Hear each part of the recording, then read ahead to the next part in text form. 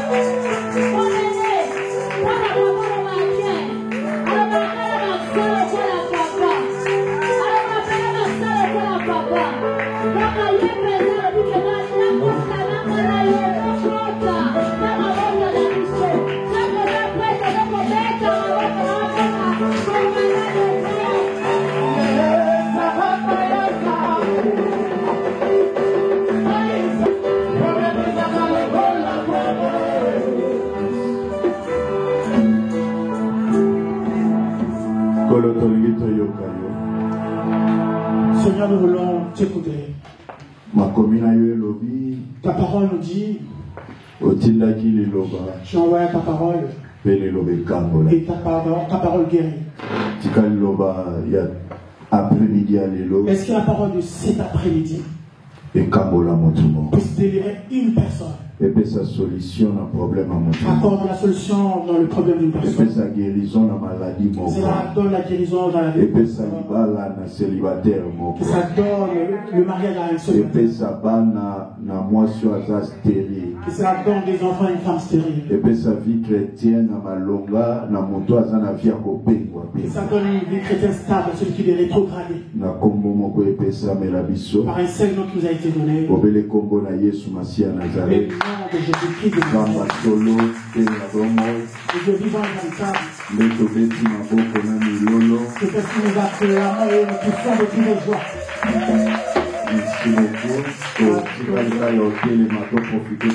En restant debout, nous allons profiter pour lire la parole. J'en supplie si tu peux te mettre. À celle-ci, nous honorons la parole de Dieu. J'ai bien un président de la République quand tu peux te montrer. Nous avons la parole qui dépasse un président de la République. Que nous honorons. Nous lisons le livre des psaumes. Psaume 35. Chapitre 35. Psaume 35, le verset 13. Le verset 13. Le verset 13 à 14. J'ai lu le livre des psaumes 35, verset 13 à 14, au nom puissant de Jésus-Christ de Nazareth. Amen. Et moi, quand ils étaient malades, je revêtais un sac. J'humiliais mon âme par le jeûne. J'ai prié la tête penchée sur mon sac.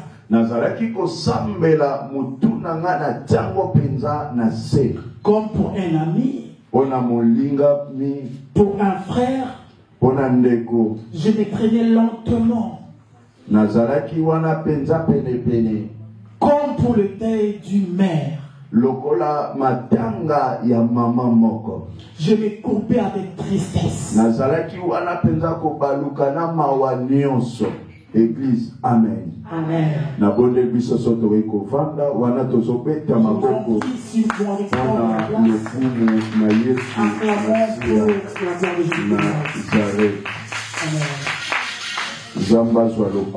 Que Dieu soit glorifié. Nous allons prendre encore le livre de 2 Rois. Chapitre 6. Chapitre 6. Le verset 26. Verset 26. Verset 26.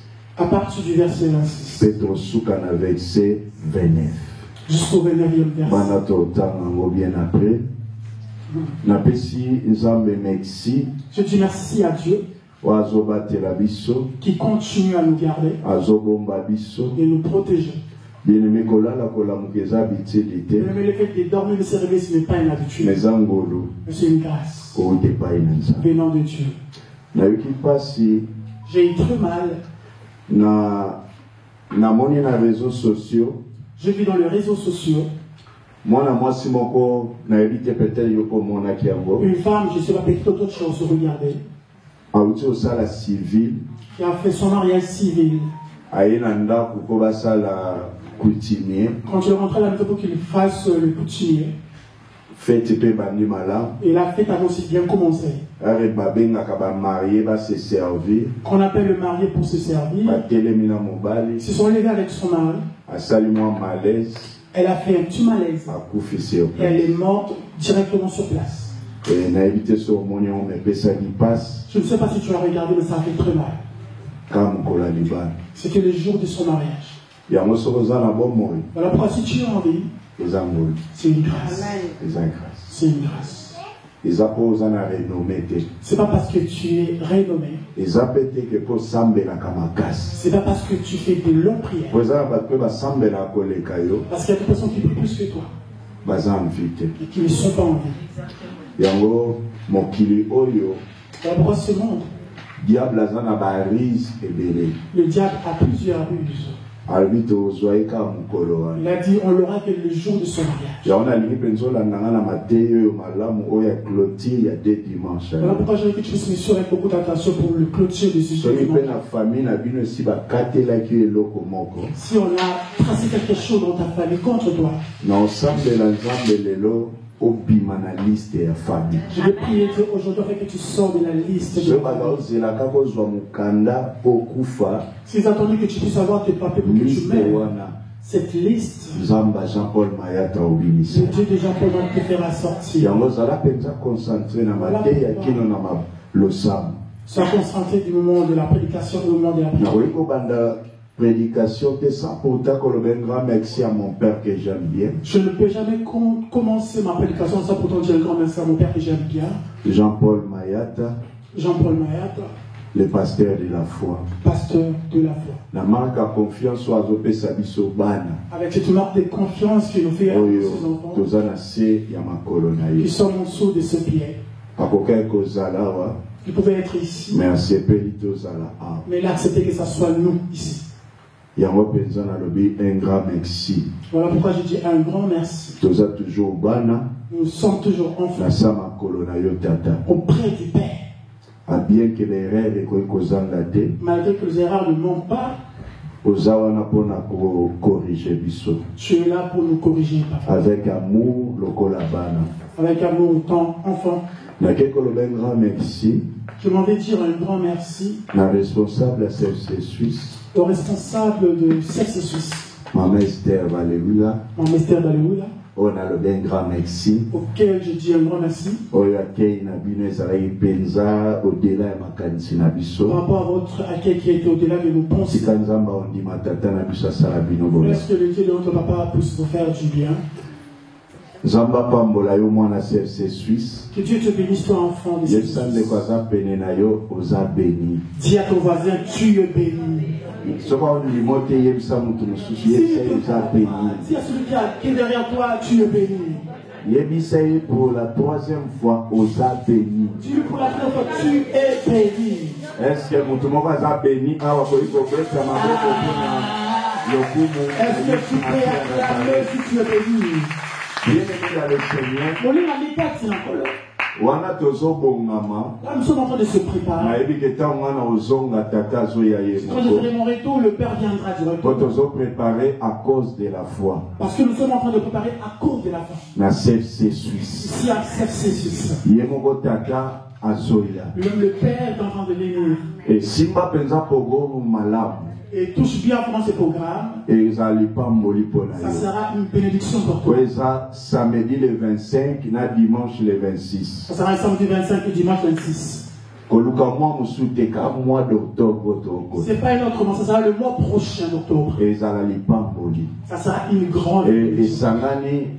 Et CFC Suisse. Cela est associé avec l'anniversaire de 1 an. Chiffre 1, c'est chiffre à précision. Chiffre 1, c'est le chiffre de la précision. Donc on rate précision. Et ne rate pas la précision. On dit ma précision na libala, précision na vie chrétienne, précision na obota, précision sur tout le plan. Sur tout le plan de ta vie. Nous avons battu la précision. Que Dieu puisse mettre la précision. Vous avez dit une seule chose. Tu n'as pas besoin de chercher ailleurs. Tu sais que ça se trouve là. Mais si s'il y en a deux, tu vas poser la question ça ou l'autre. Mais nous on n'a que un. Donc nous avons la précision. Nous avons la précision. Précision. La précision. J'ai prié Dieu que cela soit un partage pour toi. Bien-aimé dans le Seigneur, nous avons deux dimanches où les autres ont clôturé. Nous avons deux dimanches auxquels nous clôturons. Auquel nous parlons sur le thème moi et ma famille, nous entrerons. Dimanche passé, dimanche dernier, je refuse d'être léger de quelqu'un. Et dimanche, alléluia, clôture. Et le dimanche d'aujourd'hui, des clôtures. Na sous-thème, na grand thème, je ramène un sous-thème par rapport au grand thème qu'on a fait longtemps. On a lobby 2025. Auquel j'ai dit 2025. Na kozala na liste ali kelemba na bango. Je ne serai pas dans la liste de l'air historique. Na lobby 2025. 2025.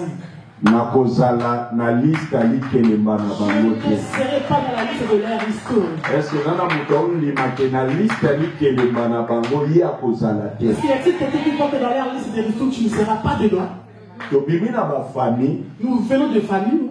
Oyo basala ba makele. Ils ont fait des restos. Bien aimé mutako sayote. Personne ne te atoza na Europe. Même si tu es en Europe. Toza ba bantu. Nous sommes des bantous. Toza ba africains. Nous sommes des africains. Akila na biso eza ya ba africains. Les sons qui coulent en nous, c'est les sons africains. Peu importe si ko boy kozala. Peu importe l'endroit où tu peux te situer. Batu oyo ya libota na yo to ba kumu ya famille na yo. Les gens de ta famille, les chefs coutumiers de ta famille. Peut-être Kinshasa kutu ba koma ate. Peut-être qu'ils n'ont pas mis leur pied à Kinshasa. Village natal. Ils sont coincés dans le village natal. Mais ils arrivent à contrôler les gens qui sont en Europe. Pour avoir un avion, ils n'ont pas besoin de visa. Dans un petit clic, il est là directement.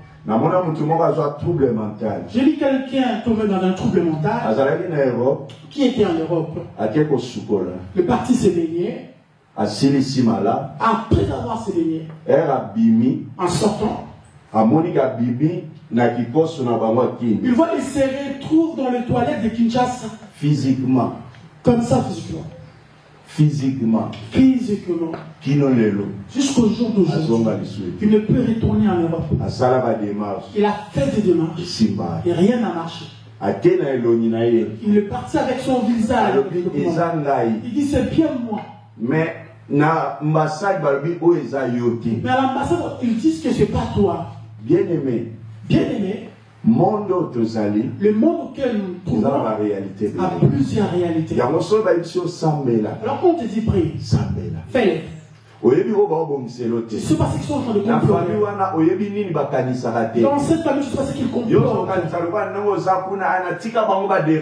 Quand tu penses que je suis en Europe, je sais laisser. Ils te contrôlent spirituellement. Être en Europe n'est pas celui de négliger la vie de prière. Aller au McDo ne veut pas dire que tu puisses négliger la prière. Et l'habitude de prière. Et l'habitude de prier. Ce monde est très mauvais. Et l'autre personne ne sera pas content de toi juste à cause d'un téléphone. Les gens qui nous haïssent, peut-être on ne les a pas commis du tout. Une autre personne, tu l'envoies même ton argent. Mais il ne t'aime pas. Peut-être on minimiser peut-être 100 euros. Peut-être il minimise les 100 euros que tu as l'habitude de l'envoyer. Tu as minimisé les francs suisses. Oui, il minimise les francs suisses que toi tu as. Que tu as donné de l'argent, il a gardé cet argent. Et les finances ne comme bloquées. Aujourd'hui, tes finances sont devenues bloquées. Quand les gens ne seront pas dans la liste de l'air restaurée, la Bible dit les papas ont mangé le raisin et les dents agacées et descendu vers les enfants. Il y a d'autres choses que nos arrière-grands-pères ont pu faire, auxquelles nous on n'était même pas nés. Peut-être maman a histoire à famille. Mais ce sont nos parents qui nous relatent l'histoire de la famille. Tu ne connaissais rien du tout. Or dans l'air ristourne, ils ont déjà tracé les noms. De génération en génération. Générationnel. Ils ont dit que ces enfants-là, nous allons le voir. Nous allons voir. Il a eu un enfant. Nous allons voir s'ils arriveront au mariage. Disons qu'ils ne sont pas sortis de cette famille. Ils peuvent se marier. Mais nous allons voir s'ils vont arriver à toucher les enfants. Celui qu'on peut pas engrosser pas question d'enfant. Mais celui qui sera honoré n'aura pas d'enfant. Pourquoi? Parce que ça n'a déjà dans la famille. Parce qu'il y a des choses qui ont été dites dans la famille. Et physiquement, il y a des gens qui font sur le ristourne. Et ça peut avoir un inconvénient physiquement. Il y a aussi des inconvénients que nous trouvons dans les ristournes. Dans les ristournes que nous avons l'habitude de faire, il y a deux fois de spirituel. Quand vous arrivez à gagner physiquement de l'argent, mais lui, il le fait aussi de manière spirituelle. Tu peux me poser la question, ça se passera comment? L'argent, c'est l'humain de la sueur. La sueur, c'est l'humain de travail que tu fais. Quand tu as ton argent, tu donnes à une telle personne. Le tour de cette personne vous fera aussi. C'est la propre histoire auquel vous vous trouvez. Il y a quelqu'un qui a l'esprit démoniaque. Commencez à utiliser vos étoiles à cause de l'argent que vous donnez. Il ne faut pas avoir l'habitude de donner ton argent qu'il m'a dit. Quand tu sors ton argent, tu dois tout le temps poser le parole. Je te donne cet argent au nom de Jésus-Christ de Nazareth. Je t'ai donné parce que j'étais aidé. Mais si tu feras des choses qui est contraire, le feu de Dieu peut te poursuivre. Tu ne lui parleras pas comme ça. À ton intérieur, tu prieras. Pourquoi? Parce que pour la vie, tu ne connais pas le cœur des gens. Bien aimé, on se connaît des visages, mais pas le cœur. Église, c'est église amour et compassion. Papa, là, tu veux dire que nous sommes dans une église qui a l'amour et compassion. À ce que tu ne peux pas l'amour, tu ne peux pas demeurer longtemps. Parce que la douleur de l'homme peut aussi être ta douleur. Amour et compassion. Nous avons l'amour et compassion. Si j'ai de prière aussi, mon sujet. Je ne veux pas se regarder. Si nous ne sommes pas venus dans un restaurant, si nous venons pour une seule personne, si ce n'est pas pour Dieu, on n'allait pas venir. Parce qu'il faut plus de occupation. Et le temps compte. Église. Soyez tous soudés, tous en amour. Si nous sommes soudés, que nous avons de l'amour, nous allons vivre la main de Dieu. Soyez tous en compassion. Si nous avons la compassion, quand nous voyons quelqu'un de la souffrance, par exemple, son sujet de prière devient mon sujet. Bien aimé. Bible la Bible dit. Il n'y a pas un amour qui ne passe quand vous prenez la place. Raison pour laquelle la Bible est car Dieu a tant aimé le monde. qu'il a donné son fils unique, afin quiconque croit à lui ne périsse point, mais qu'il y ait la vie éternelle. Bien aimé dans le Seigneur, quand nous parlons de ce qui concerne le ristourne, et ça chaque année, il y a beaucoup de gens chaque année qui ont l'habitude de faire le ristourne. Et ça qui parle. 2025 nous allons voir si 2025 finira comme bien même personne ne mettra point dans ta vie. Personne ne t'a payé les billets pour aller à l'Europe. Personne ne mettra point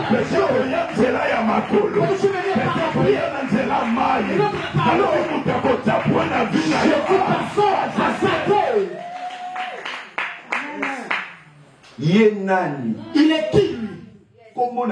Il s'appelle comment? Il a pris toute une famille en otage. Il frappe la puissance de ces choses. Oui, c'est vrai que tu es la tombe qu'on le représente. Il sonne dans cette famille, on a dit ça. Il était racheté par les deux personnes. Il était racheté par les deux personnes.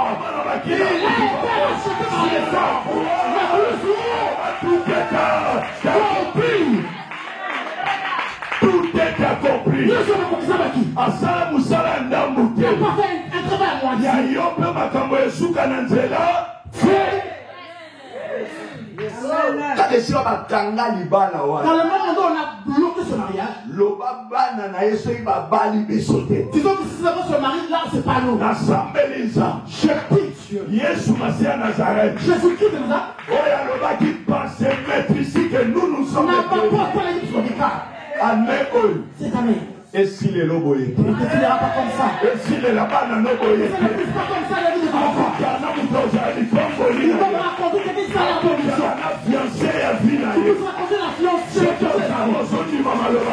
quoi ces paroles? Et ça la médaille. Que ça se compris dans ta vie. Qui téléspectateur et tu ne peux pas venir voir les choses. Tu ne peux pas venir voir les choses. Tu ne peux pas venir voir les choses. Soyons besoin. Comme si on vient de prendre la joie que les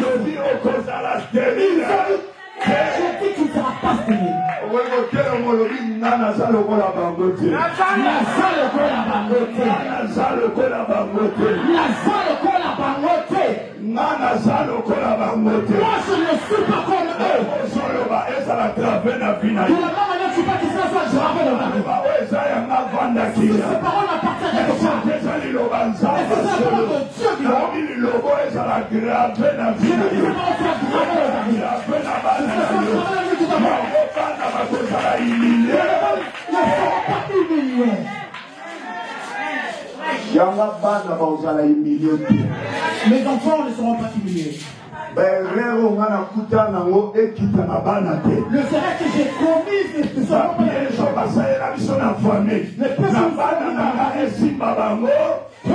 et toujours encore mes enfants.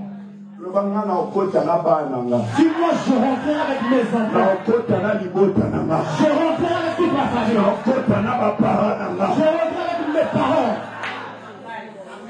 Prends place derrière que Dieu te bénisse. Nous allons prier.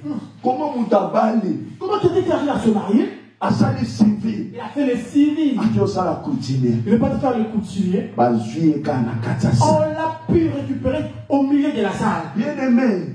Le monde où nous nous trouvons n'est pas bien. avant à côté je vis une femme devenir folle avant de faire son entrée dans l'église. On a tout fait avant de faire son entrée.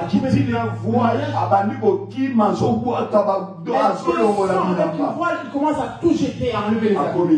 Elle est devenue folle. Les familles que nous trouvons ne sont pas bien. Il y a des gens que toi tu aimes, au-dedans d'eux ne t'aiment pas. David a solo là où nous voulons te dire, David est en train de dire. Bible solo na verset 13. Dans le verset 13. Alors, quand ils étaient malades, je revêtais un sac. Tu vas réaliser que tu as de l'amour pour les gens.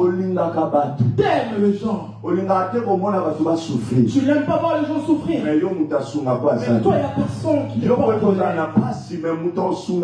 tu as la souffrance, il y a personne pour t'aider. Mais toi, tu as de l'amour. Demeure avec cet amour. N'abandonne pas de faire le bien.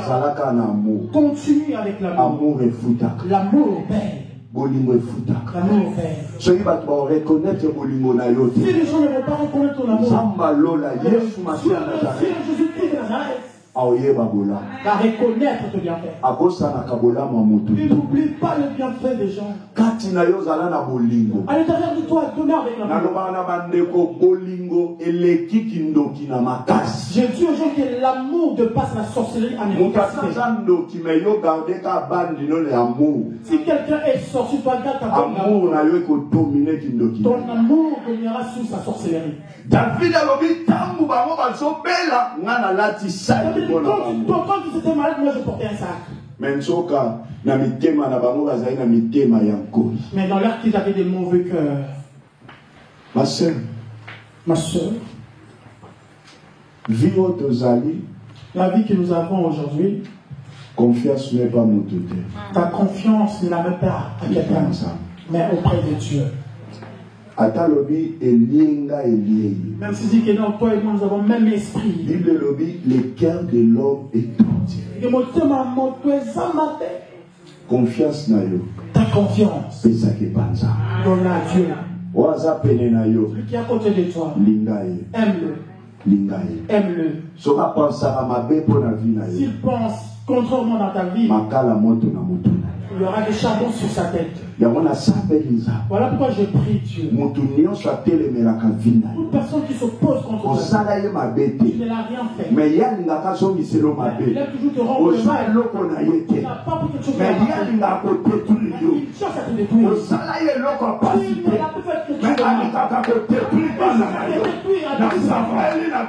mal. Je prie ce soir. Projet na ye esimba bana na yo. Projet na ye esimba vie na yo. Projet na ye esimba mobali na yo. Projet na ye maladi wana ya zobomisa. Ezala ya mbasu, ezala ya mukusa, ezala ya mbuma na nzoto. Na tombolo bokolokola na nzambe. Na sama fuka katana na zobomisa. Na lobi ezongela ye boko. Na lobi ezongela. C'est ça la mélanine. Avant que ça finisse, s'il y a quelqu'un qui va se lever pour te tuer ta vie, libulu efungwamela sokezana mutu moko abundisaka vina yo aluka kotetuli yo omona esengo te libota na yo azala na kimia te alobi avant tokoma décembre yaya avant tokoma le 31 alobi mabele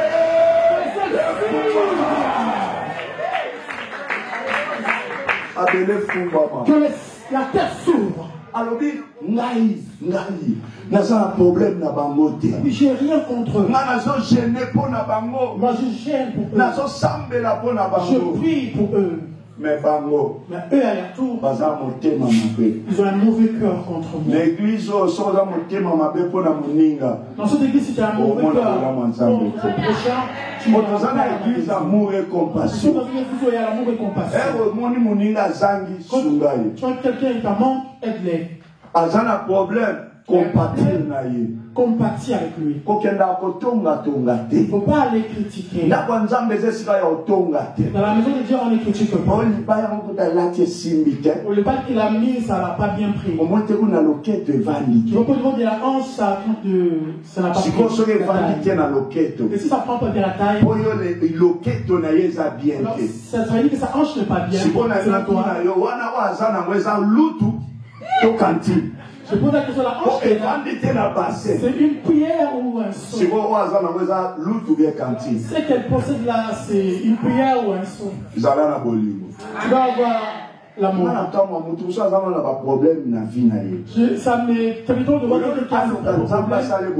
Au lieu de chercher Dieu qui peut se faire, il rajoute encore un mauvais cœur. Comment tu verras la main de Dieu? Dieu n'est pas ton grand-père. Kokoba, non. Il donne à 6 enfants. Cultiver amour. Cultive l'amour au milieu des gens. Tu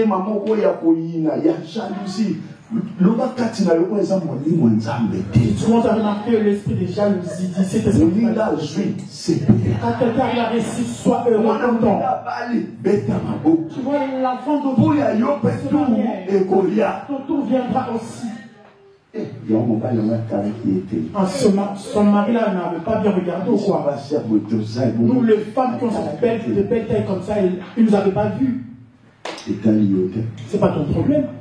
Ils sont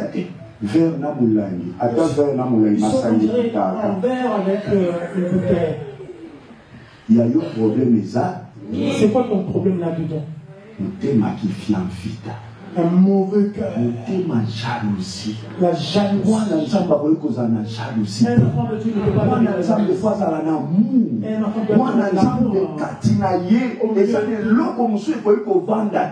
pas quelque chose qui peut régner dans son cœur. Qui sont liés par les problèmes, par manque d'amour. Une année, vous avez un problème. Si j'ai un avec un seul sujet. Là, c'est pas les Dieu. Mais ceux qui viennent auprès de Jésus de Nazareth. Avec amour. Et fidélité. Ce Dieu-là fait toujours du bien. Ce Dieu-là fait toujours du bien. Ceux tous ceux qui ont l'amour. Ceux qui sont contents quand d'autres réagissent. Si tu as des problèmes auxquels tu as des difficultés, complications, tu pries avec amour. Tu peux te donner la réponse. Il peut te donner la solution. Tu peux venir regarder. Tu peux venir accompagner les gens. Tu peux témoigner de Dieu. Il y a bon.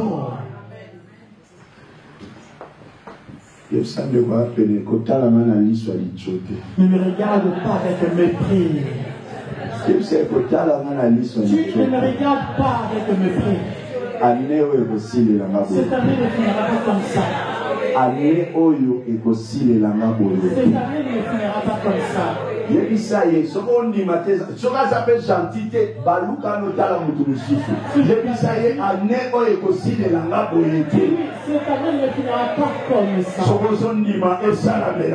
tu crois que ça fait dans ta vie. Banda sikoyo kimyana te ya yoto kotana losambo ponzamba osala bato mobola. Alors c'est vraiment calme que je te prêche parce que Dieu fera du bien. Ça pensa sensible na liloba oyo po ekosimba ekolata yo nzoto. Sois vraiment sensible à cette parole parce que la portera se révélera ton cœur. 2 Rois chapitre 6. Le livre de 2 Rois chapitre 6. Verset 26. Verset 26. Petro Souka, dans verset 29. Jusqu'au 29e verset. La parole de Dieu est oui et amen. Il y a beaucoup de choses qui sont concrétisées dans la vie parce que j'avais cru. Nous l'avons acquis auprès de notre papa Jean-Paul. Chez nous à CFC, Nous croyons aux paroles que l'homme de Dieu libère. Il y a d'autres choses que nous avons acquis parce que nous avons cru. Nous avons obtenu certaines choses parce que nous avons scellé ces paroles. Des choses qui sont impossibles aux hommes. Mais auprès de Dieu. C'est possible. C'est possible. C'est possible. C'est possible. Et donc, comment côté là, impossible, rien n'est possible à Dieu. Je me rappelle, dans 17 mercredi, l'église. Je me rappelle dans d'autres 17 mercredis qui sont déjà passés à l'église. Dans ça 10 ans dans Moussala. J'ai fait 10 ans au travail. Mais dans c'était tout ça dans nos pays. On n'était pas payé. 10 ans. 10 ans. Ça me l'a si je change à la on priait à dire, mais le sujet ne change pas. Mais pendant les 17 mercredis, il y avait mon papa qui prêchait. Il a dit, vous ne rentrez pas seulement avec vos enfants, mais vous rentrez aussi avec vos biens. Ce qui était lié, c'est à des ce qui te tourmente là. Et te tourmentera plus. Et j'avais saisi cette parole. Et j'avais dit Amen. Et ça va partir cette parole. Et je l'avais scellée. Après quelques semaines. Parce que ma papa se moquait. Bien, mais 17 mercredis, ils ont un témoignage béni. Dans 17 mercredis, il y a plusieurs. Il y a d'autres qui ont pu avoir les enfants pour les 17 mercredis. Après une semaine. Mécanicien. Salaire banyo. Le salaire est sorti. Il y a des gens qui sont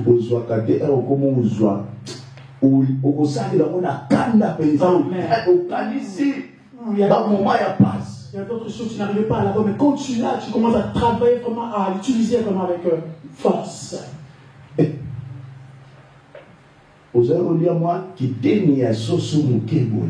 Tu mangeais un tout petit morceau de poulet. Pas peut-être on a juste salaire. Pas peut-être j'ai eu mon salaire. Nake poulet mon bimba. Le poulet entier. Et donc je dois manger avec colère. Je pris la cuisse. Je dévorais. J'ai l'habitude de manger, j'ai envie de tuer mon seul. Aujourd'hui, je mange le torse. La cuisse. Pourquoi? Pour l'ennemi. Et l'eau est mieux. C'est qui t'a fait souffrir. C'est-à-dire que tu n'as pas souffrir.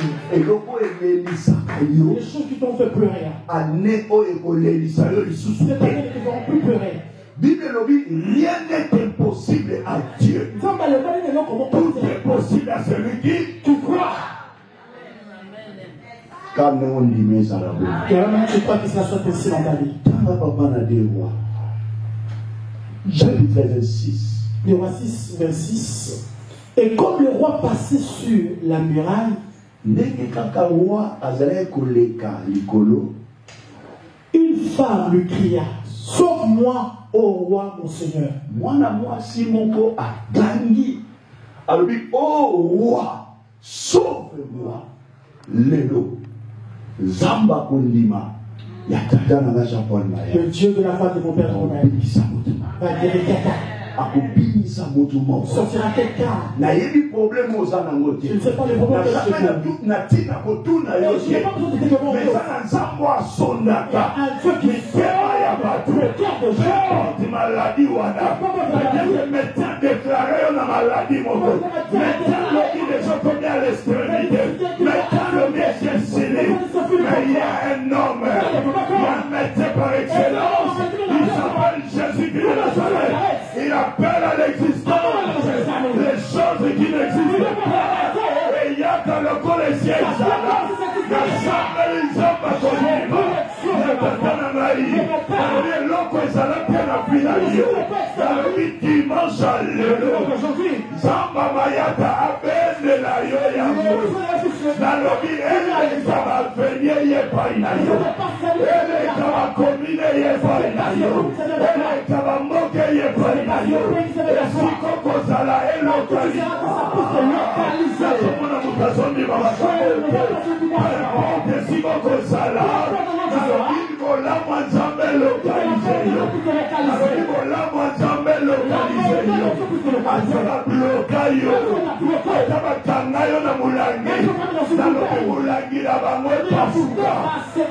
malédiction na bango elongwa code ya famille ekotana soki bakontrole na cercueil na bango epasana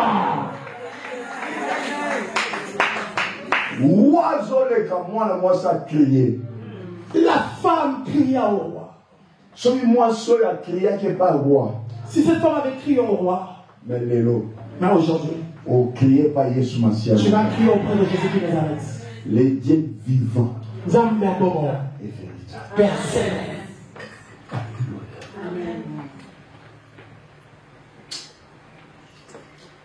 Et là, on va tout sous. Il y a d'autres personnes. Nous avons ça au là. Dieu le fera du bien. Si vous avez un otage dans la famille là-bas, on l'a déjà pris en otage dans leur famille. On a dit, elle ou lui, Jésus travaillera pour la famille. Mais ils ont menti. Ils ont fait une erreur de te laisser au culte aujourd'hui. Je vois les chaînes tomber. Une personne qu'on a retenue captive qui ne peut même pas bouger. Mais je vois Jésus qui nous a envoyé les disciples. Il a dit allez dans ces villages qui en face. Vous verrez un endroit attaché. Il y avait personne qui l'avait délié. Ils montrent dans la limitation de cette vie. Libérez-les. C'est la prière d'aujourd'hui. La prière est le désir de mon cœur. Que Dieu, ou quelqu'un dans ce Seigneur. Une personne qui donnera confiance à Jésus-Christ de Nazareth. Cette femme cria. Elle dit, oh roi. Alors comment? Quand quelqu'un crie, c'est-à-dire qu'il est vraiment dans une souffrance extrême. Il y a des souffrances que tu ne peux pas dire à quelqu'un. Ça reste seulement dans ton cœur. Tu ne sais même pas comment expliquer à quelqu'un. Le blessure de l'intérieur, il y a Dieu qui connaît. Le problème, c'est pas dans ton foyer, dans ta famille. Il y a Marie personnelle. Alors, Nalina yebisa yonde makam Nayebite nengeni yakobanda Yomoko kamata bafazi namai Nase yamulindoli Nalina yebisa yonde makam Nayebite nengeni yakobanda Yomoko kamata bafazi namai Nase yamulindoli Il y a une personne qui se demande où je vais commencer, par où. Il y a une personne qui commence à relater les choses. Il ne va même pas finir, il y a des larmes qui coulent. La douleur qui monte. À qui je vais expliquer ces choses? À qui je vais expliquer ces choses? Le plaisir du cœur. Nina tomboli miso epai na kolo ye molongisi na ngai ntango ya pasi nani kolola kufa nopesi mabomoi katikati na moto molongisi ngai yawe sabaote nopesi maelonga nataka monele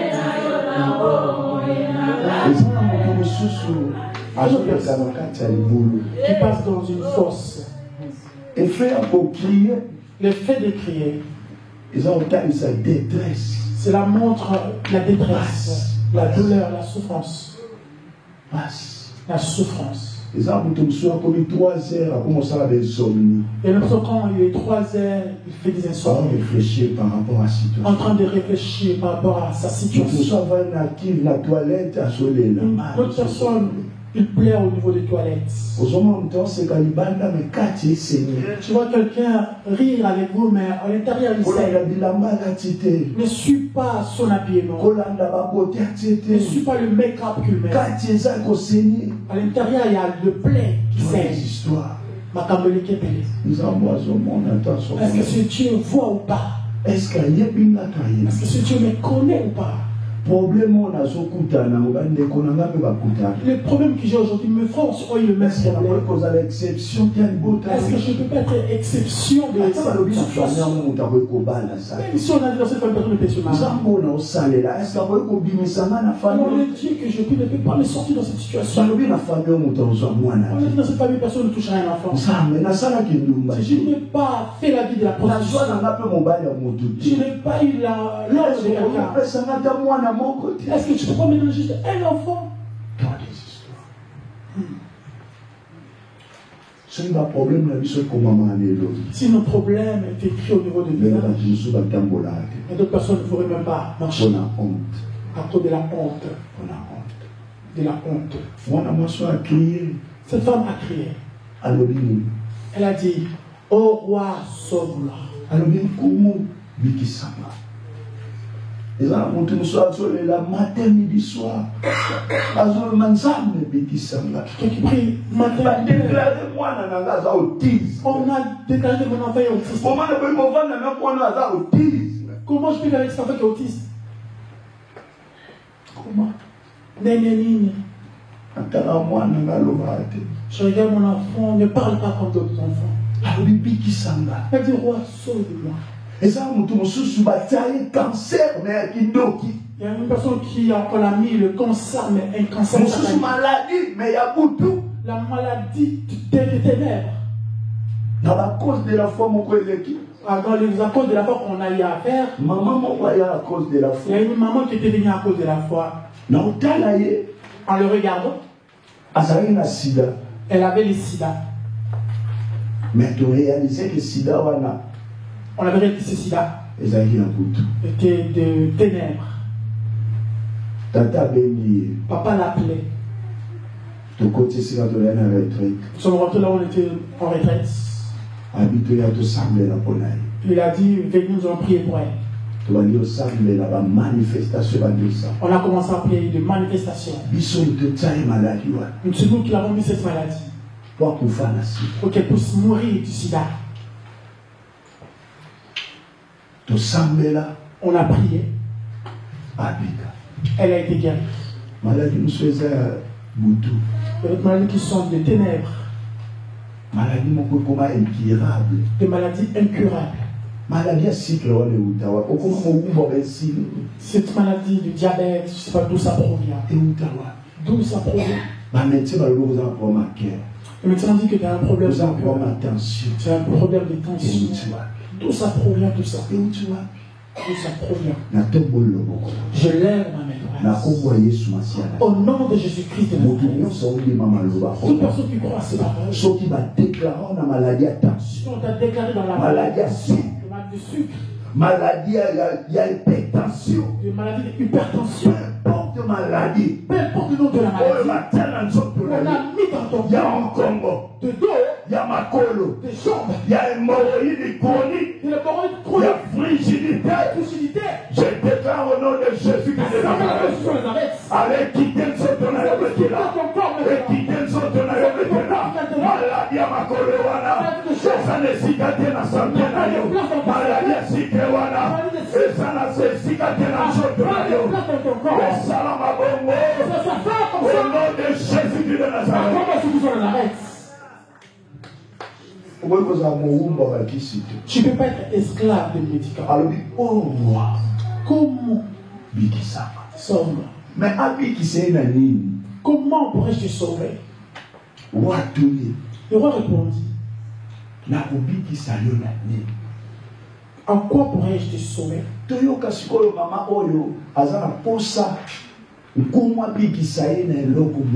allons entendre cette femme qui a besoin. Tu n'es pas venu dans cet endroit par sentiment. Tu as besoin de quelque chose. Tu as besoin que Dieu puisse faire quelque chose. Alors ce besoin, si tu ne doutes pas, si tu mets la foi, demain, je dis bien demain, c'est le début d'une nouvelle histoire. De la même manière, tu sortiras en ce lieu. Tu vas appeler ta maman. Cette semaine. Et dans la semaine, moko béni. Soit une semaine bénie. La lobby est dans la semaine, moko bénie. Je lève ma main. Que tu puisses vivre ce que tu veux. Que tu puisses vivre Jean-Paul Mayata Meke. Alléluia. Au monde a jeudi. Dans les raisons d'Ima et Salamena. Coup de filo, on va couper la yoma et la prophétie. C'est là qui va bien dans le stade. La zone banabato va sortir. La zone banabato va déterminer. La zone banabato va passer dans mon projet. La lobby est Dieu mon ensemble. Ma Dieu mon aïe. Mais que Dieu les caillots pour les têtes. J'ai les caillots pour les têtes. Les caillots pour les têtes. La lobby samedi les caillots pour les têtes. La lobby dimanche. Il y a tout mon ensemble. C'est là qu'après le voilà.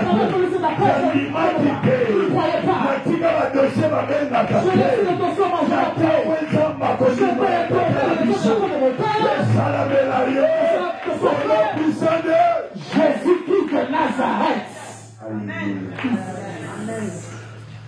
Moi, cette femme qui n'a pas.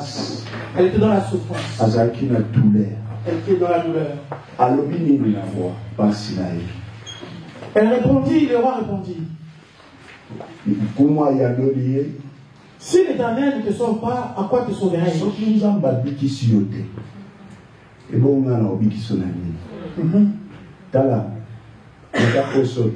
Et parce qu'on était mort. Achète une super à la tente, tu verras tous ces problèmes auront fin. Le gouda, c'est faux.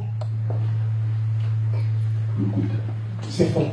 Vous savez, les sorciers, ils savent que lier, des liés, ce n'est pas leur domaine. Ils savent que produire le mal, même si tu achètes un pal, il ne te déliera jamais. Mais il y a un Dieu qui délire. Là où les gens n'arrivent pas à délier. Si Dieu ne te sauve pas, avec le produit de l'air ou du poisson, et le roi lui dit, qu'as-tu? Elle répond, maman, mon frère, ma soeur, problème aux amis. C'est quoi le problème que tu as? Aujourd'hui, Dieu pose la question. Qu'as-tu? Mon cas Katani Oyo, topé aveugle, Bartimée,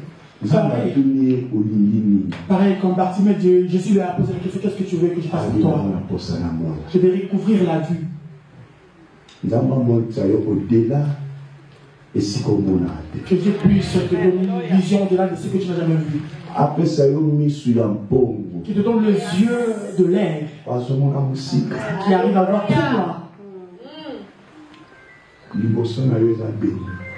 Ton devant est béni. Amen. Marche dans la crainte de Dieu. Les gens qui t'ont retenu captif vont te chercher. Donc c'est posé la question entre eux. Nous l'avons mis ici.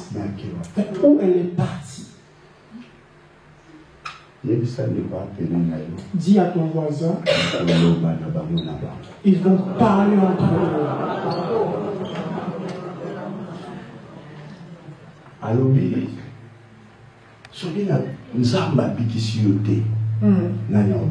Alobi, problème à Oueza. Qu'as-tu? C'est quoi ce problème? Elle répondit, cette femme-là m'a dit, Alobi, moi si wana, alobaki nanga, donne ton fils, nous le mangerons aujourd'hui. Et ça n'a wana yo, donner à lui. Il y a des ristournes qui se passent. Dans notre famille, pas d'un coup, il prend ton enfant.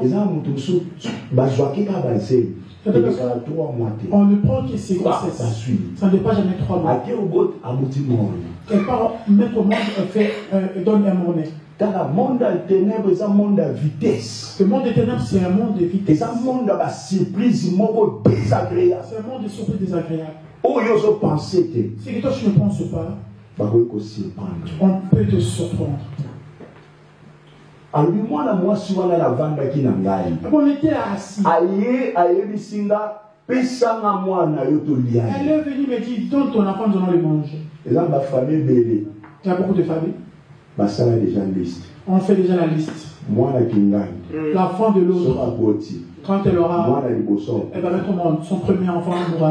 Il y a les cadeaux déjà ils ont déjà donc comment déjà bon, et c'est devenu un restaurant. On a mangé son enfant et demain on mangera l'autre enfant. Mangeons ton fils. Fais attention avec le rêve, ne néglige jamais le rêve. Toi tu rêves que tu manges la nuit, la viande. On te fait manger la chair de on te fait manger la chair de quelqu'un d'autre. Après ils vont venir te redemander. Toi tu te trouves dans des fêtes. Dans le rêve tu es dans une fête. Quand tu veux manger la chair, je te rêve. Fais attention avec le rêve. Chaque message. Chaque rêve a un message derrière. De 0h à 2h. De 0h à 2h. Ce sont des rêves qui ont des actions derrière. Les choses que tu vois là, c'est concrétise. À partir de 3h. À partir de 3h, 4h. Jusqu'à 4h. Fais attention avec ce rêve qui vient. Fais attention. Ce sont des rêves d'avertissement. Voilà pourquoi quand tu as un rêve, la première chose tu dois te réveiller et regarder l'heure. Dieu t'avertit. Dieu par son amour te dit lève.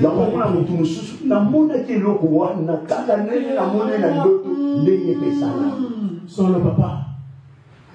Fais présentation. Cette femme m'a demandé mon fils qu'on puisse le manger. Et cette maman n'était pas très intelligente. Elle a pris son fils. Et elle a donné. Ils ont tué, ils ont mangé. Combien sont des gens qui ont donné leurs étoiles sans se rendre compte? Ta finance sans se rendre compte. Aujourd'hui, les gens utilisent ton étoile. Tu fais plein d'efforts. Mais tu t'en sors pas. Ils ont pris ce qui t'appartient, ils ont mangé. Vous avez fait un restaurant. Et toi-même, tu ne sais pas où tu as fait ton intégration. J'ai donné mon enfant, nous l'avons mangé. Après. Et demain, nous en mangerons. Nous mangerons ton fils aujourd'hui. Et demain, nous mangerons mon fils. Alors, Bibo. Pesa moi na yotolia elelo. Lobi. Ngape na oya. Na opesa yo oyo ya ngai tokolia. Donc, on va commencer par avec mon fils et puis nous allons dans la famille. Dans les familles. Ce que nous voyons aujourd'hui ont commencé de ils ont pris la c'est chose qui ont commencé ça veut dire qu'il n'y a rien de nouveau sous le soleil. Ils ont donné son enfant, ils ont mangé. Et c'est la moine anaye asalini baliaye. Mais moi ne suis pas allé à yébiter que maman si basalima kelemba baolia elo. Mais l'enfant n'était pas au courant que demain on allait le manger. On a monté mususa otambola beti papa kofi. On a pourquoi tu vois quelqu'un qui marche comme ça, il est très riche, d'un coup il meurt. C'est parce qu'il a été déjà pris spirituellement. Et donc ça va pas. Ce qui me fait mal. Nous ne sommes pas l'amour peut être là. Quelqu'un d'autre qui marche sur un bout de route, il trébiche. Dans le Seigneur. Celui qui est dans le Seigneur. Quand il trébuche, Jésus-Christ de Nazareth. Jésus-Christ de Nazareth. Amen. C'est quoi? Qu'est-ce qui se passe? Maintenant, regarde les amoureux. Quand il trébuche, il y a Jean. Jean-Claude. Jean-Claude a dit qu'il s'est raté. Il a dit qu'il s'est raté. Il n'a rien à faire dans cette histoire. Il y a la part de l'homme, mais aussi la part de Dieu. Cette projection Jésus-Christ de Nazareth, c'est le nom qui est au-dessus de tous les noms.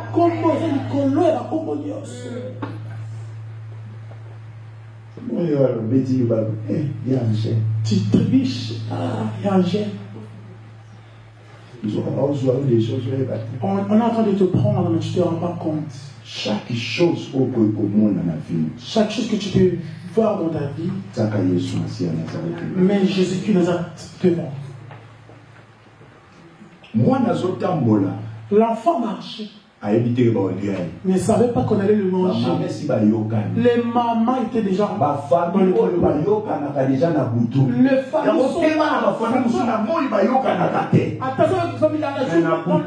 la journée ça tombe, mais la nuit.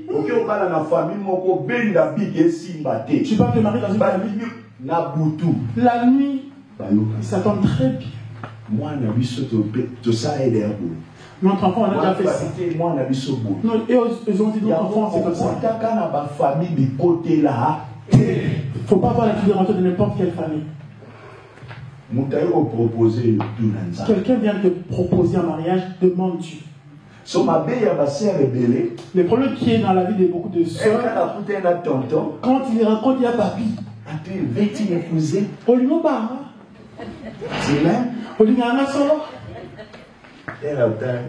Quand tu vas regarder, il y a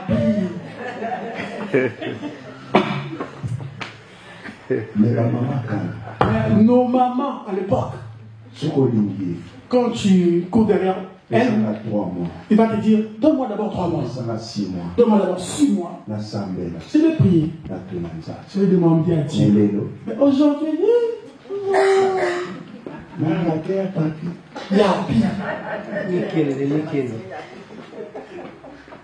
mon peuple est péri par manque de connaissances. Amen.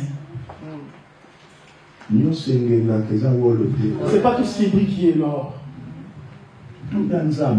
Demande à Dieu. Parce que c'est le combat de cette spirituellement, tous ces combats vont rentrer dans ta vie. Il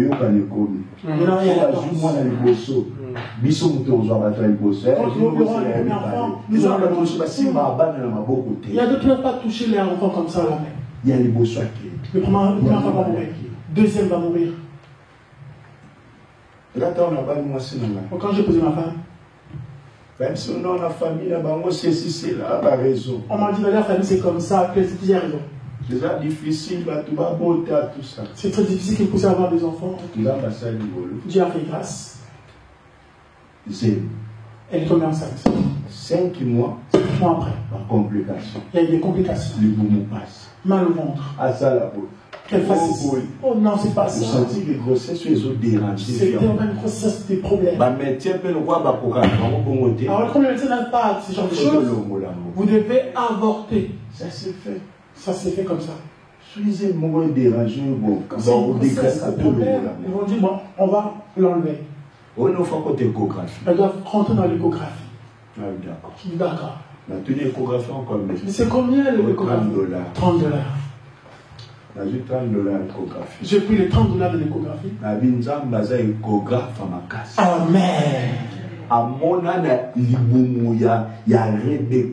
Il a pu voir dans le monde de Rebecca des nations. C'est l'échographie du monde peut se mentir. Mais l'échographie de Dieu ne ment jamais. L'argent que ça veut donner pour l'échographie, je m'en vais sceller cet argent à l'église. C'est là mon prédication. J'ai donné ça dans une prédication à l'église. Je pense que mon père je crois que c'était papa qui prêchait.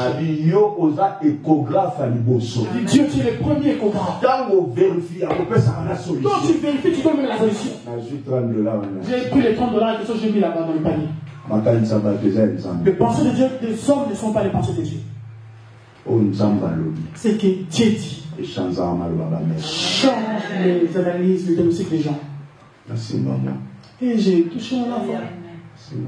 J'ai touché mon enfant. La complication. Au moins, il faut ma césarienne, il faut ma salaboué. Pas si moi, la boy. Des complications, ça devait passer par voie de césarienne. La Bible dit que la femme aura ses enfants par voie normale.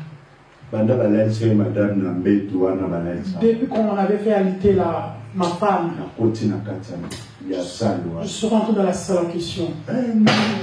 Elle pleurait. Moi vraiment. Je l'ai accroché. C'est pas des choses de Dieu, maman. T'as oublié. J'ai touché sa mère. J'ai appelé papa. On a prié. Et c'est fini. Je dis, tu vas avoir ton enfant normal. Tu dois arriver là à supporter cette douleur. Si on pouvait faire un échange, j'allais demander. Comme c'est impossible, je ne peux pas te demander. J'ai fini sa main. Descends d'abord du lit. Elle est descendue. Je dis, pourquoi tu as peur? Tu es la femme d'un homme qui a la foi. Ce qui est impossible, impossible à Dieu. Papa avait déjà pris. Maintenant, là, c'est notre foi. Que cela soit mis en action. Ah, ma femme, je t'aime beaucoup. Cet enfant-là est en train d'écouter la voix de son père. Il sortira. Si c'est mon fils, il attend la voix de son père. Comme nous allons retourner là-bas dans la salle. Papa dit, sors.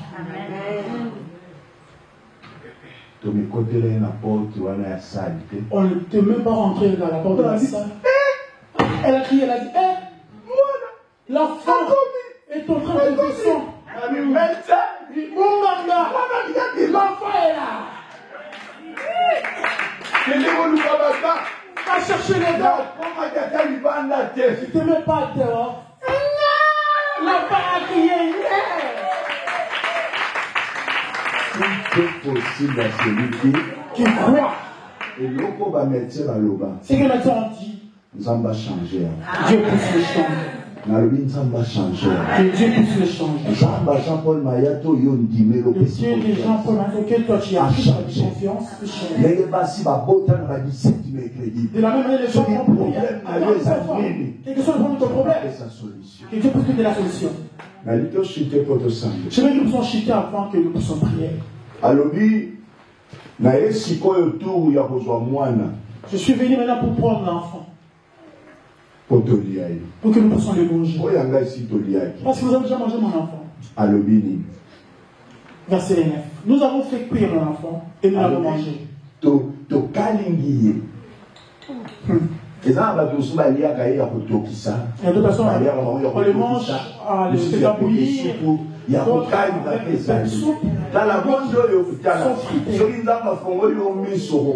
Ce montre que si tu ouvres les yeux, tu seras étonné. Nous l'avons frité. Ils ont dit, il était frité. Donne ton fils et nous les mangerons. Mais elle a caché son fils.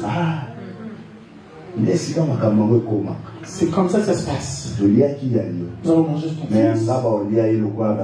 Le mien, on ne le mangera pas. Son enfant, elle est partie cacher son fils. Mon enfant,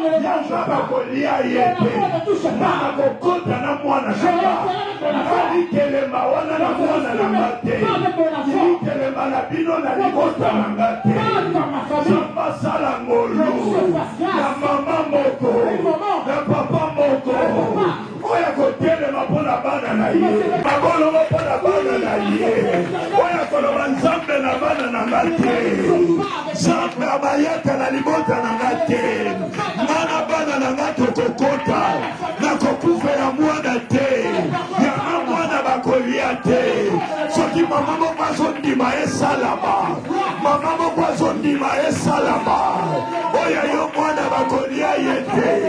Oya yo mwana bakozwa yete. Na tomboli loboko nanga. Na sama futa ya mosali na ye. Waza tata na naja Paul Mayata. Na lobi mutombo na mwana na yote. Mutambo na libota na yote. Mutambo na vida yote. Soko zondi maesa la mena yo. Nemo zondi maesa la mena yo. Nemo zondi maesa la ba. Mama wea bombi mwana na ye. Alobi na mwana na ngabo kolia yete. Zamba sala yongolu. Na finance na yo basimba te. Na limota na yo basimba te. Na libana na yo basimba te. Na bana na yo basimba te. Muta loka fina yo. Yemo kwa lokama. Yemo kwa lokama. Bali abana na yemoko. Bali abana na yemoko. Oya yoba kosimba ye. Hey. Lemo ndile salam. Tu as cru que cela soit pas.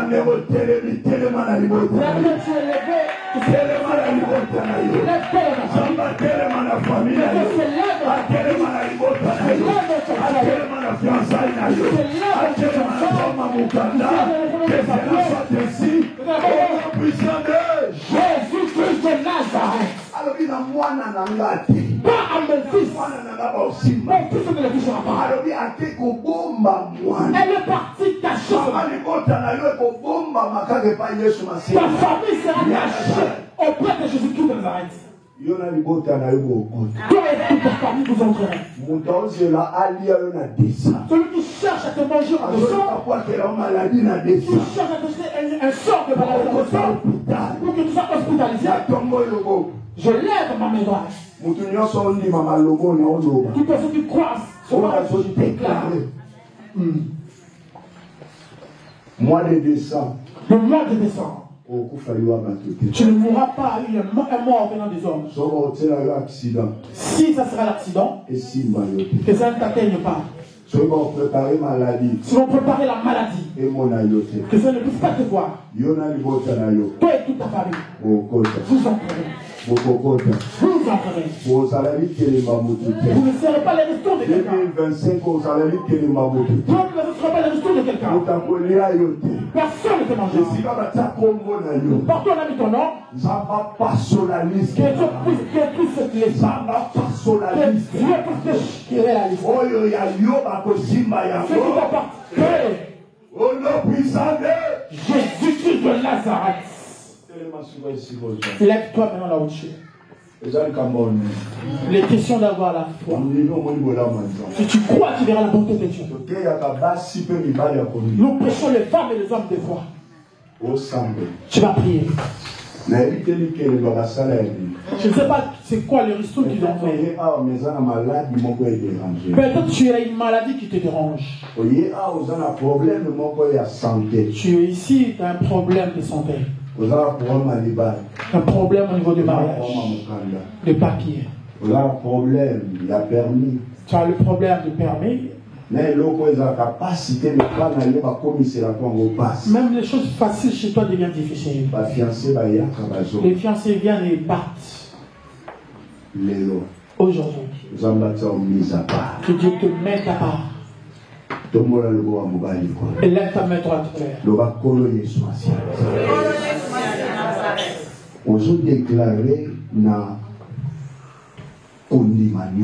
Tu déclares avec la foi.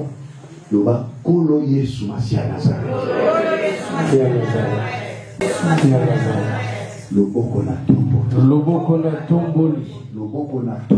Loboko na tomboli. Ils allaient attaquer dans le monde à ténèbres. Oya luka kamabe. Na libota nanga. Na vi nanga. Na yeba ye. Lilo. Akotika libota. Akotika vi nanga. Akotika fiancé. Akotika mobali nanga. Akotika bana nanga. Akotika mwasi nanga. Akotika mozala nanga.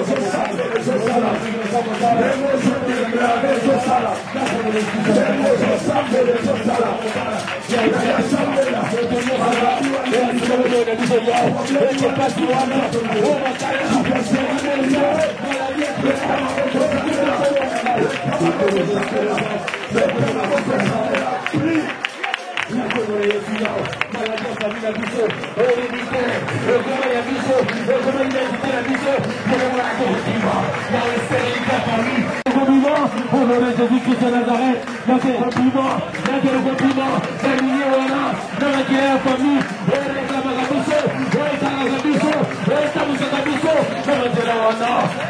honoré Jésus-Christ de Nazareth, il y a un élément, nous venions soyons, et dans la main de la famille,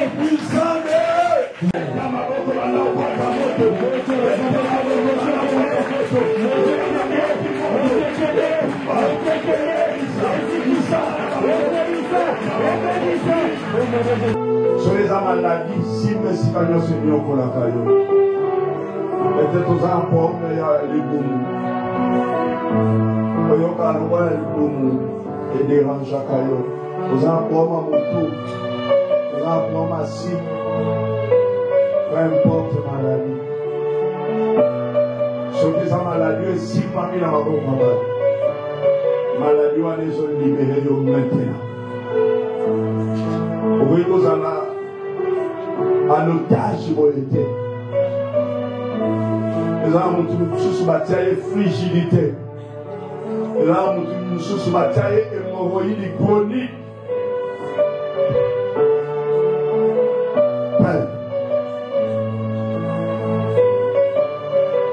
Nous avons tous besoin de guérison maintenant dans la maladie. Alléluia. Père. Na tombo loboko nanga na sia mafuta mosali na yo oza tata na Jean-Paul Mayata. Je déclare maintenant en qualité de ton serviteur maladie nyonso oyo esimbami na maboko ya bato oyo bamédecin baloba oyo bamédecin badéclara. Allez maintenant quitter son droit. Et maintenant libérer maintenant. Je libère l'onction du Saint-Esprit. Maladie on est tirée de ton aïe. Maladie on est libérée. Soit solution à problème ou on a maintenant. Que le vent du Saint-Esprit souffle maintenant. Je libère l'onction du Saint-Esprit. Mon peuple, mon sang. Et visiter et toucher maintenant. Maladie ou est libérée. Nous sommes allés comme à Kimia. Nous sommes allés aux flammes de feu. Au Péramoto. Batouba Lukaka yo amona yote. Nous sommes appelés sa moto na libota na yo. Maladie a boutou et libéré yo. Maladie a boutou et mona yote. Nous sommes visiter yo. Yesu Masia Nazareth asala yobola. Nemozo bimawa obosa na maladi wana. Nemozo bimawa dossier wana ezwa solution. Nemozo bimawa ozwa réponse ya problème wana.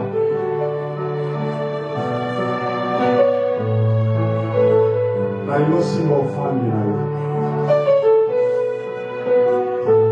Bon mon aïeux za motoki za makila. Biso na self offrande za noka para moko. Na yo sala aussi mon offrande na yo. Déclarer maloba likolo offrande wana. Déclarer maloba likolo ya offrande wana. Eza offrande na yo za motoki na yo. Mais ozopesa ma titre d'action de grâce. Na onzamba osale na yo. Na moni Yesu Masia Nazareth liboso tomba Lazare. Alors lui, Père, je te rends grâce. Mais Lazare a dit, mais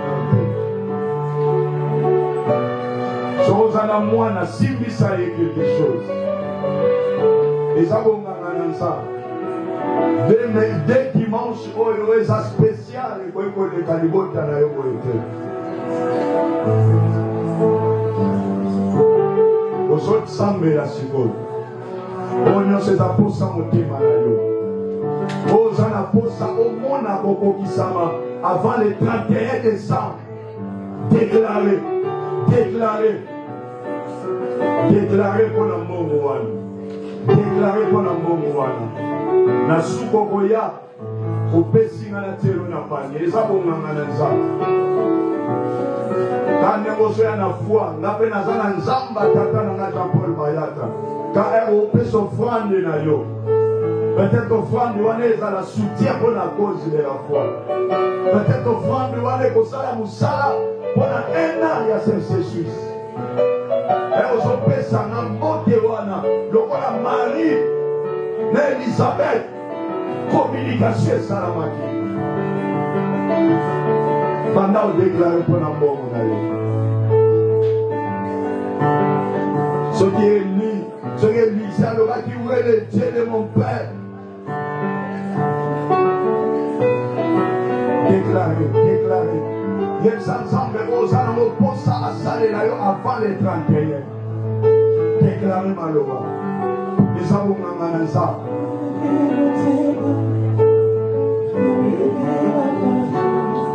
Colonne assemblée. L'assemblée est bonne offrande de la mission. C'est vrai, tu peux ça offrande. Mais dimanche, alléluia, c'est tellement spécial. Mongo et que ça la rame au salanayo. Et qu'on continue à cause de la foi. Et sa action de grâce, il y a ma camo, que ça les la douce à battre comme à le 31. Vous avez posé ça au bas de l'histoire à Sika pour la peuple nayo. Maman, ouais, a fini si bon, on a hôpital. N'a pas qu'ici. Elle a changé si j'ai. Elle a bongo la macambo. Elle a kota macambo. Elle a sala ni solo mususu. Père. Na kombo na yo Yesu Masia Nazareth. Tika opambo la source de provenance. Ya enfant de la biso. Na kombo moko epesa de la biso. Kobe le kombo na Yesu Masia Nazareth. Kamba solo pe ya bongo. Deko sambeli na ondima peto di amen.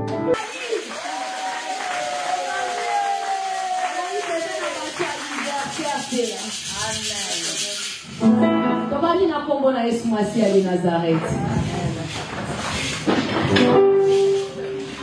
Atoza na moto anniversaire. Tozolenga papa Pedro liboso. Papa Pedro aza béni.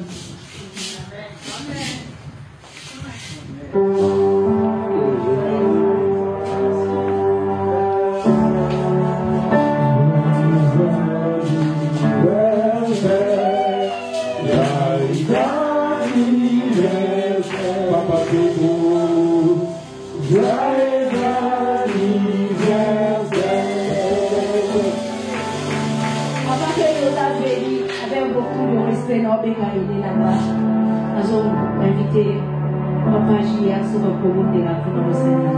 Merci. Avec l'esprit, Papa Soko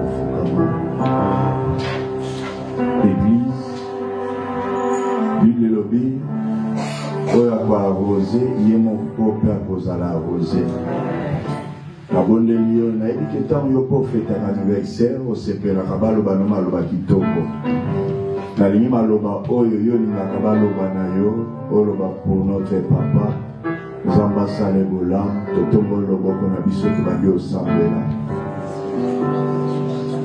kolo tala église na yo totalisi reconnaissante epai na yo mpona bolamu oyo sali notre papa obakiseli ye lisusu mvula moko likolo ya bamvula oyo azalaki nango atalisi reconnaissance na ye epai na yo afukami na miso ya bato te me kasi afukami epai na yo nzamba bongo Yesu Masiya Nazareth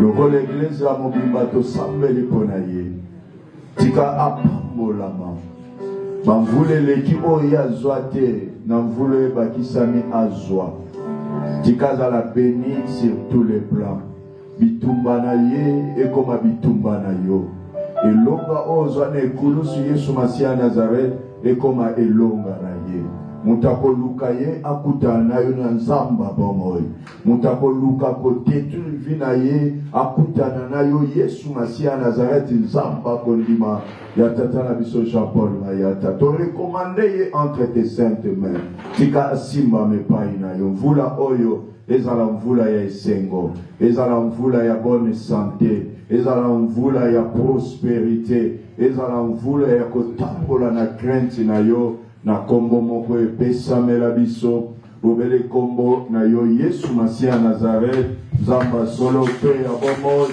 leto sambeli na kondima pe tolobi amen. Joyeux anniversaire papa Petro zamba pambola yo Yesu Masiya Nazareth ya salobola. Next. Ayaki dans la situation difficile comme il s'en facile. Kolosoko osale la peuple orobola lokumu ezonge epai na ye nasambeli yo Yesu Masiya Nazareth nzamba kondima ya tata na biso na yo avant tokoma le 31 décembre mutu moko aloba na bandaki ya nne na pasi na nasukisi yango na pasi na bandaki yango célibataire na nasukisi yango na fiançaille na bandaki yango stérile na nasukisi yango na mwana na bandaki yango sans mokanda na nasukisi na mokanda na bandaki yango sans ndako na nasilisi yango na ndako na bandaki la vie chrétienne en paix pour appeler la vie chrétienne aux astas. Mais je fais cette année avec une vie qui se stable. David a dit, le bonheur et la grâce m'accompagneront. Tika grâce, pengolu na yo. Et accompagner peuple na yo. Kobima tolobi, amen. Bon retour à tous.